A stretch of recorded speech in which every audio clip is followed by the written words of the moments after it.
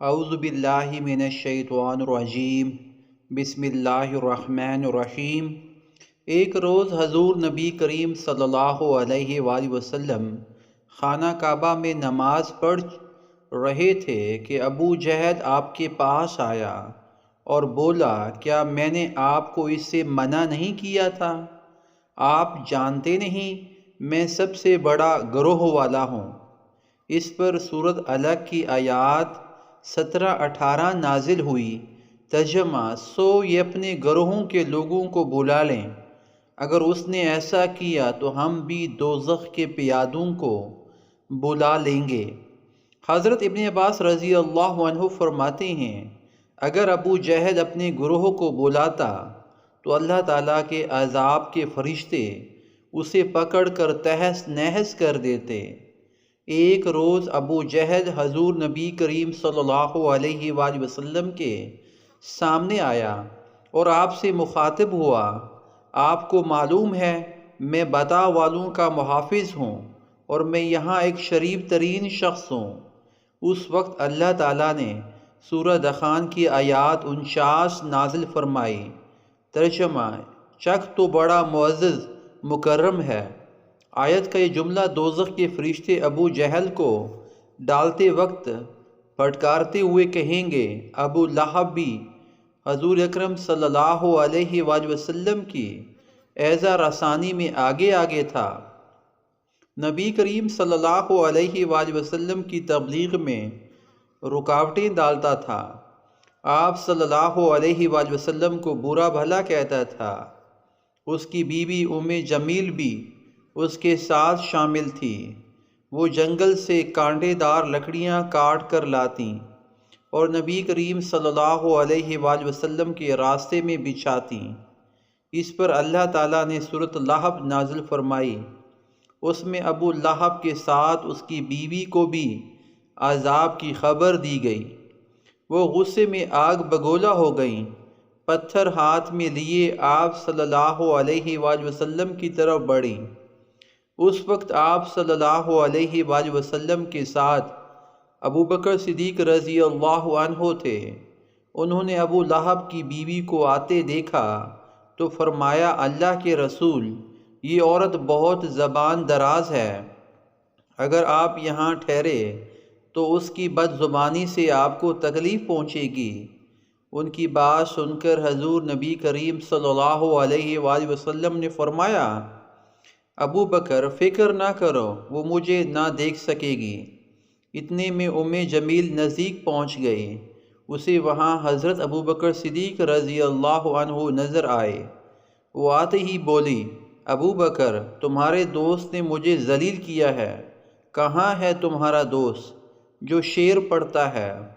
ابو بکر بولے، کیا تمہیں میرے ساتھ کوئی نظر آ رہا ہے؟ کیوں، کیا بات ہے؟ مجھے تو تمہارے ساتھ کوئی نظر نہیں آ رہا۔ انہوں نے پوچھا، تم ان کے ساتھ کیا کرنا چاہتی ہو؟ جواب میں اس نے کہا، میں یہ پتھر اس کے منہ پر مارنا چاہتی ہوں۔ اس نے میری شان میں نازیبا شعر کہے ہیں۔ وہ سورۃ لہب کی آیات کو شعر سمجھ رہی تھی۔ اس پر انہوں نے کہا، نہیں، اللہ کی قسم وہ شاعر نہیں ہے، وہ تو شعر کہنا جانتے ہی نہیں، نہ انہوں نے تمہیں ذلیل کیا ہے۔ یہ سن کر وہ واپس لوٹ گئیں۔ بعد میں ابو بکر صدیق رضی اللہ عنہ نے آپ صلی اللہ علیہ وآلہ وسلم سے پوچھا، اے اللہ کے رسول، وہ آپ کو دیکھ کیوں نہ سکی؟ آپ صلی اللہ علیہ وآلہ وسلم نے ارشاد فرمایا، ایک فرشتے نے مجھے اپنے پروں میں چھپا لیا تھا۔ ایک روایت کے مطابق آپ نے جواب ارشاد فرمایا تھا، میرے اور اس کے درمیان ایک آہٹ پیدا کر دی گئی تھی۔ ابو لہب کے ایک بیٹے کا نام عتبہ تھا اور دوسرے کا نام عتیبہ تھا۔ اعلان نبوت سے پہلے رسول کریم صلی اللہ علیہ وآلہ وسلم نے اپنی دو بیٹیوں حضرت رقیہ اور حضرت ام کلثوم رضی اللہ عنہ کا نکاح ابو لہب کے ان دونوں بیٹوں سے کر دیا تھا۔ یہ صرف نکاح ہوا تھا، ابھی رخصتی نہیں ہوئی تھی۔ اسلام کا آغاز ہوا اور سورہ لاب نازل ہوئی تو ابو لہب نے غصے میں آ کر اپنے بیٹوں سے کہا، اگر تم محمد کی بیٹیوں کو طلاق نہیں دو گے تو میں تمہارا چہرہ نہیں دیکھوں گا۔ چنانچہ ان دونوں نے انہیں طلاق دے دی۔ دیکھا جائے تو آپ صلی اللہ علیہ وآلہ وسلم کی بیٹیوں کے لیے اس میں حکمت تھی، گویا اللہ تعالیٰ نے چاہا کہ یہ پاک صاحبزادیاں عتبہ اور عتیبہ کے ہاں نہ جا سکیں۔ یہ رشتہ اسلام دشمنی کی بنیاد پر ختم کیا گیا، یعنی آپ دونوں چونکہ نبی کریم صلی اللہ علیہ وآلہ وسلم کی صاحبزادیاں تھیں، اس لیے قدم اٹھایا گیا۔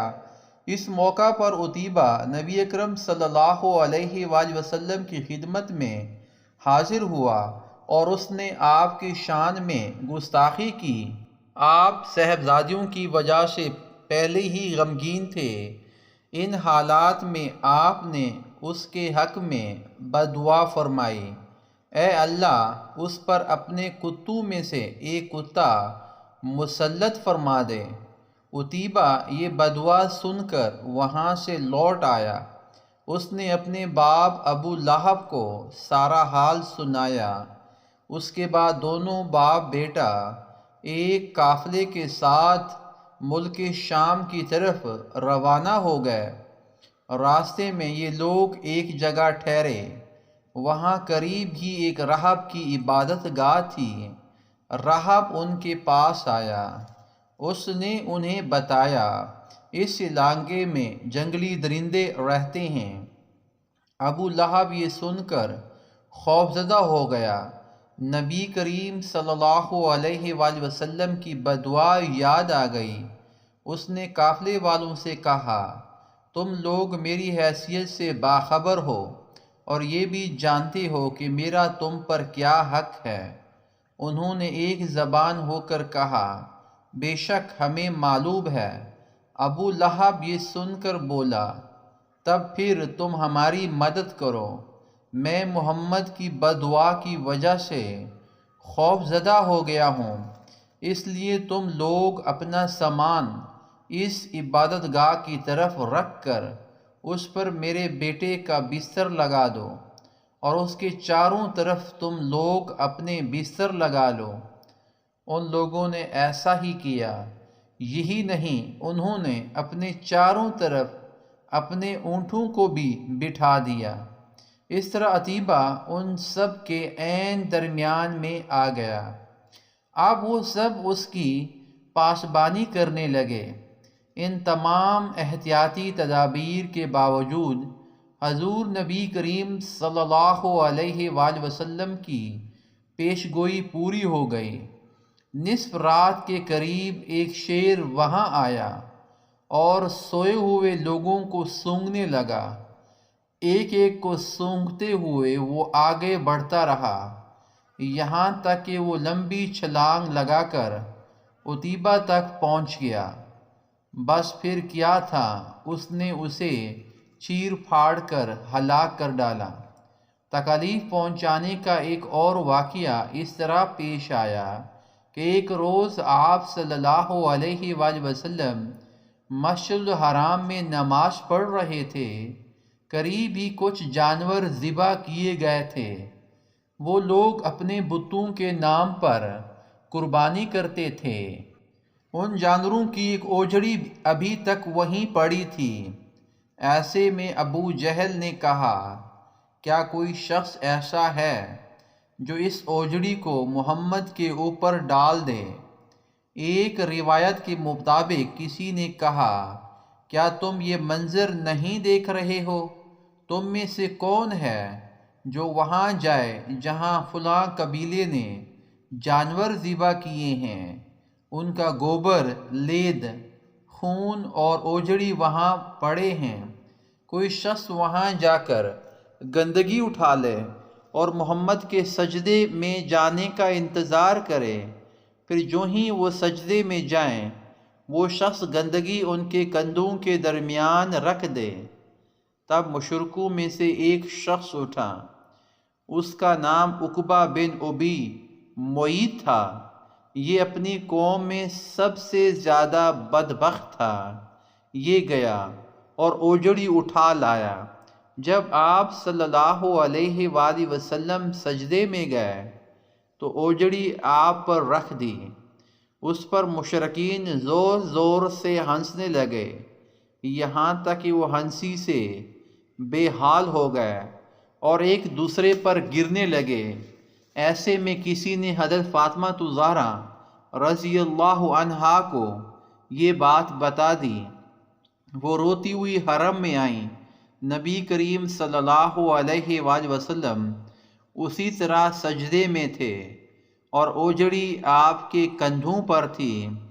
سیدنا فاطمہ رضی اللہ عنہا نے اوجڑی کو آپ پر سے ہٹایا۔ اس کے بعد آپ سجدے سے اٹھے اور نماز کی حالت میں کھڑے ہو گئے۔ نماز سے فارغ ہو کر آپ صلی اللہ علیہ وآلہ وسلم نے ان لوگوں کے حق میں بددعا فرمائی، اے اللہ تو قریش کو ضرور سزا دے، اے اللہ تو قریش کو ضرور سزا دے، اے اللہ تو قریش کو ضرور سزا دے۔ قریش جو مارے ہنسی کی لوٹ پوٹ ہو رہے تھے، یہ بددعا سنتے ہی ان کی ہنسی کافور ہو گئی۔ اس بددعا کی وجہ سے وہ دہشت زدہ ہو گئے۔ اس کے بعد آپ نے نام لے لے کر بھی بددعا فرمائی، اے اللہ تو عمرو بن ہشام کو سزا دے، یعنی ابو جہل کو، عقبہ بن ابی معیط کو اور امیہ بن خلف کو سزا دے۔ حضرت عبداللہ بن مسعود رضی اللہ عنہ کہتے ہیں، اللہ کی قسم، آپ صلی اللہ علیہ وآلہ وسلم نے جن جن قریشیوں کا نام لیا تھا، میں نے انہیں غزوات بدر میں خاک و خون میں لتھڑا ہوا دیکھا اور پھر ان کی لاشوں کو ایک گڑھے میں پھینک دیا گیا۔ اسی طرح ایک واقعہ حضرت عثمان غنی رضی اللہ عنہ نے اس طرح بیان فرمایا ہے کہ ایک روز نبی کریم صلی اللہ علیہ وآلہ وسلم طواف فرما رہے تھے۔ اس وقت آپ کا ہاتھ حضرت ابو بکر رضی اللہ عنہ کے ہاتھ میں تھا۔ حجر اسود کے پاس 3 آدمی بیٹھے تھے۔ جب آپ حجر اسود کے پاس سے گزرے اور ان کے قریب پہنچے تو ان تینوں نے آپ کی ذات بابرکات پر چند جملے کسے۔ ان جملوں کو سن کر آپ کو تکلیف پہنچی۔ تکلیف کے آثار آپ کے چہرے سے ظاہر ہوئے۔ دوسرے پھیرے میں ابو جہل نے کہا، تم ہمیں ان معبودوں کی عبادت کرنے سے روکتے ہو جنہیں ہمارے باپ دادا پوجتے آئے ہیں، لیکن ہم تم سے صلح نہیں کر سکتے۔ جواب میں آپ صلی اللہ علیہ وآلہ وسلم نے فرمایا، میرا بھی یہی حال ہے۔ پھر آپ آگے بڑھ گئے۔ تیسرے پھیرے میں بھی انہوں نے ایسا ہی کیا۔ پھر چوتھے پھیرے میں یہ تینوں ایک دم آپ کی طرف جھپٹے۔